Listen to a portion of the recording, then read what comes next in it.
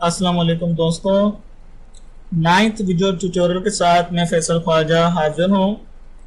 आज हम टेबल्स को सीखना शुरू करेंगे कि टेबल्स को कैसे लिखा जाता है, उसका काम कैसे होता है, उसका इस्तेमाल कैसे किया जाता है इन HTML डॉक्यूमेंट के अंदर।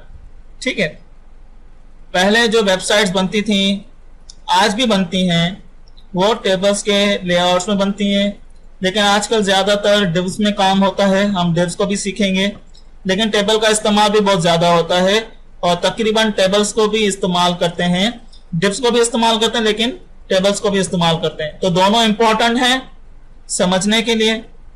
आज हम टेबल्स को समझते हैं, इंशाल्लाह आगे आने वाले ट्यूटोरियल में हम डिव्स को भी सीखेंगे, उसका भी इस्तेमाल देखेंगे। ठीक है, आज हम टेबल्स को इस्तेमाल करके देखते हैं कि वो कैसे लिखे जाते हैं या कैसे बनाए जाते हैं।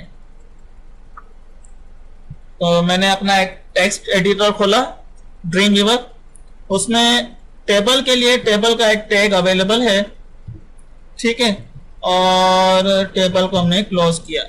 ठीक है, ये तो हो गया टेबल। टेबल के अंदर कुछ दूसरी चीजें भी होती हैं। मिसाल के तौर पे आपने अगर एक टेबल बनाना है तो इसको बताना है कि टेबल के अंदर कितनी रोज होंगी और कितने कॉलम्स होंगे। सही है, क्योंकि ये कंप्यूटर है, बताना पड़ता है कि क्या क्या करना है, उसको बाय डिफॉल्ट खुद नहीं पता। सही है, तो हम इसको बताते हैं कि पहली रो में, जब पहली रो बने, अरे TR मीन्स टेबल रो।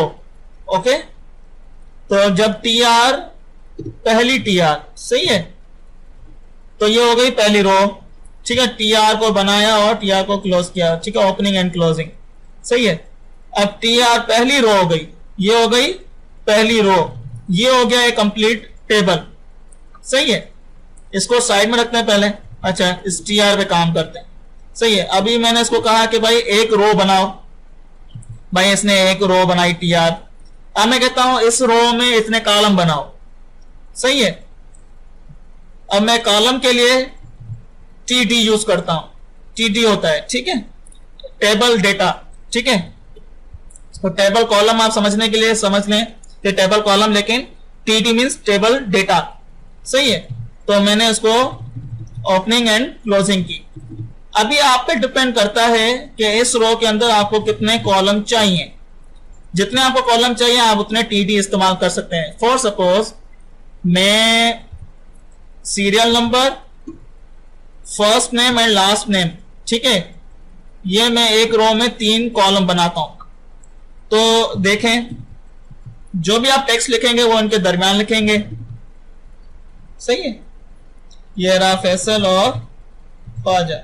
ठीक है, ये आपको मैं सिर्फ समझाने के लिए बता रहा हूं। जब हम इस पर रियल काम करेंगे तो ये थोड़ा हम चेंज करेंगे, लेकिन अभी आपको सिर्फ समझाने के लिए कि ये काम कैसे करता है। देखें, इसने पहला कॉलम उठाया, दूसरा कॉलम उठाया, तीसरा कॉलम उठाया। अच्छा, आप सोच रहे होंगे कि इसमें तो मार्जिन वगैरह कुछ भी नहीं आया। तो दोस्तों, हमको टेबल के अंदर इसको बताना पड़ेगा कि भाई बॉर्डर उठाओ और उसकी जो बॉर्डर जो साइज है वो 1 हो या 2 हो, जितनी आपको रखनी हो। फॉर सपोज मैं 1 रखता हूं।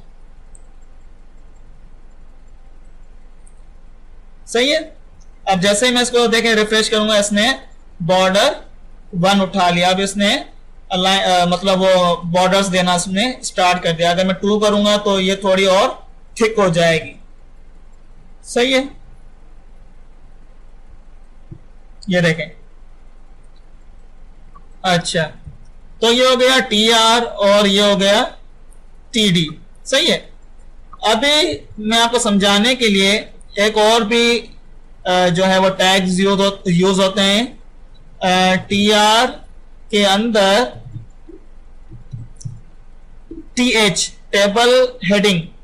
ठीक है, तो मैं आपको समझाने के लिए यहाँ पे बना रहा हूं, क्योंकि हमने डायरेक्ट यहाँ पे इस्तेमाल किया सीरियल नंबर, तो यहाँ पे 1 कर देते हैं बेसिकली।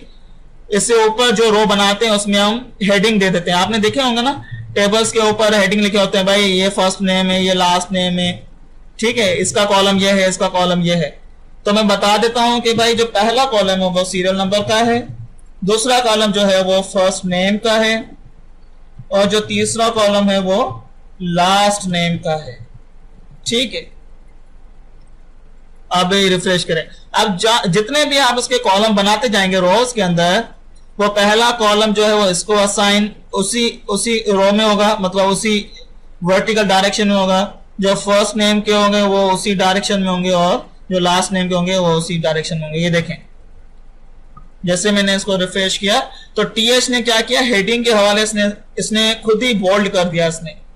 ठीक है, टीएच ने क्या कर दिया, इसको हेडिंग को बोल्ड कर दिया। और अब देखें, अब जितनी बार भी मैं रो बनाऊंगा और उसके पहले कॉलम में अगर मैंने फैसल लिख दिया पहले कॉलम में, तो ये अच्छा नहीं लगेगा।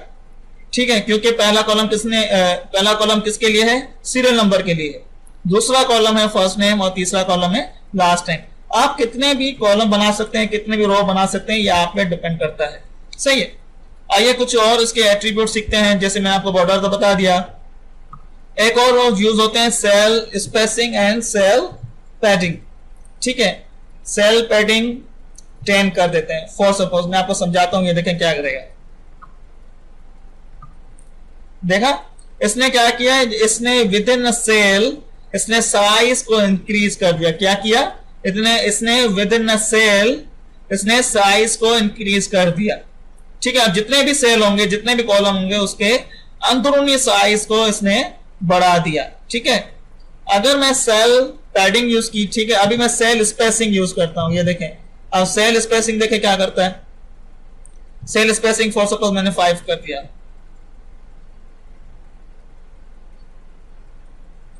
अब ये देखें, इसने सेल टू सेल, जो सेल और इस सेल के दरमियान जितनी भी स्पेस है उसने उसको बढ़ाया है। ठीक है, सेल पैडिंग क्या करता है, विद इन सेल, सेल के अंदर जितना टेक्स्ट लिखा हुआ है उससे ऊपर दाएं बाएं और नीचे उसने उसका एरिया बढ़ाया। लेकिन सेल स्पेसिंग ने क्या किया, इन दो सेल्स के दरमियान जितना स्पेस है उतना बढ़ाया। अब फॉर सपोज यहां पे तो मैंने 5 दिया है, अब मैं इसको 15 कर देता हूं, आपको सिर्फ समझाने के लिए। ये देखें, इसने क्या किया, विद इन सेल इसने स्पेस बढ़ा दिया। ठीक है, अगर मैं सेल पैडिंग करूंगा तो ये क्या करेगा, ये इस एरिया को जहां ये टेक्स्ट लिखा हुआ है ये इसके इस एरिया को बढ़ाएगा। लेकिन सेल स्पेसिंग क्या करता है, इस एरिया को जो है वो स्पेस देता है, बढ़ाता है। ठीक है, अच्छा, यहां पे अगर आप चाहते हैं कि इसकी अलाइनमेंट सेंटर हो जाए पेज के, तो आप यहीं से इसको सेंटर भी कर सकते हैं इस टेबल को। ये देखें, पूरे पेज के सेंटर में आ गया।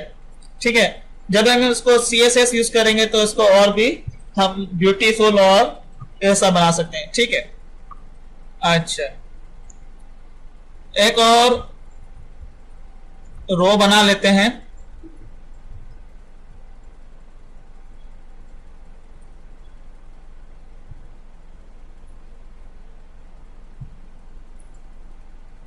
जी दोस्तों, अभी आपको मैं एक और चीज समझाता हूं। ये देखें, मिसाल के तौर पे आपने कोई टेबल बनाया जिस पर आप पूरी फर्स्ट जो रो है ना, उस पर आप चाहते हैं कि मैं कोई अपनी इंफॉर्मेशन को डिस्प्ले करूं। क्या करूं, कोई इंफॉर्मेशन को डिस्प्ले करूं, या इस फॉर्म के मुतालिक मैं उसको बताऊं कि ये फॉर्म किस चीज का है। फॉर सपोज ये मैंने लिखा कि भाई ये डिटेल इंफॉर्मेशन का फॉर्म है, डिटेल इंफॉर्मेशन। ठीक है, सही है। अभी देखें, मैं इसको रिफ्रेश करूंगा तो देखें इसका आउटपुट क्या आ रहा है। इसका आउटपुट यहां पे आ रहा है, लेकिन मैं चाहता हूं कि ये 3 कॉलम्स की जो है वो एरिया को कवर करे। जैसे ये सीरियल नंबर 1 है, फर्स्ट नेम है, ये लास्ट नेम है, तो ये कंप्लीटली फर्स्ट रो जो है वो उसको कवर करे, बजाय इसके कि ये एक कॉलम में आए। क्योंकि मैंने इसको TD ही दिया है तो उसने एक कॉलम तो उठा लिया। अब मैं 2 TD और तो नहीं लिख सकता क्योंकि ये अलग अलग हो जाएंगे। तो मैं क्या करूंगा, इसका एक और एट्रीब्यूट है जिसको हम कहते हैं कॉल स्पैन। क्या कहते हैं, कॉल स्पैन। अब जितने टोटल कॉलम कितने हैं, बेसिकली 3 हैं, तो मैं क्या करूंगा, 3 कॉल स्पैन कर दूंगा। अब ये देखें क्या करेगा, ये देखें इसने क्या किया, एक कंप्लीट रो उठा ली ठीक है, उसको मर्ज कर दिया जैसे हम एक्सेल में करते हैं। अगर आपने एक्सेल में काम किया हो तो ये वैसे ही है। ठीक है, हमने सिर्फ उसको बताया कि करना क्या है। सही है। अब इसने क्या किया, इसने कंप्लीटली तमाम रोज को उठा ली, जितनी भी आपकी तमाम रो को उठाया, बल्कि तमाम कॉलम्स को उठाया एक ही रो के अंदर। अब अगर आपके पास 5 कॉलम है एक रो में या 6 कॉलम है तो आप उसको कॉलम स्पैन उस हिसाब से करेंगे। ठीक है, अभी मैं इस टेक्स्ट को जो है वो अलाइन कर देता हूं।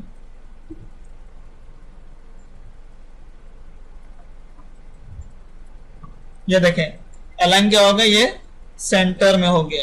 सही है। तो हमने आज क्या सीखा कि टेबल बनाना सीखा। टेबल के अंदर कौन कौन से टैग्स यूज होते हैं, TR होता है, TD होता है और TH होता है। ठीक है, और एक कॉल स्पैन भी है जो उसका एट्रीब्यूट है TD का, तो हम उसको TD भी इस्तेमाल करते हैं। अगर आपको मेरे वीडियो ट्यूटोरियल पसंद आ रहे हो तो मेरे चैनल को सब्सक्राइब करना ना भूलें। अपना ख्याल रखें, तब तक के लिए।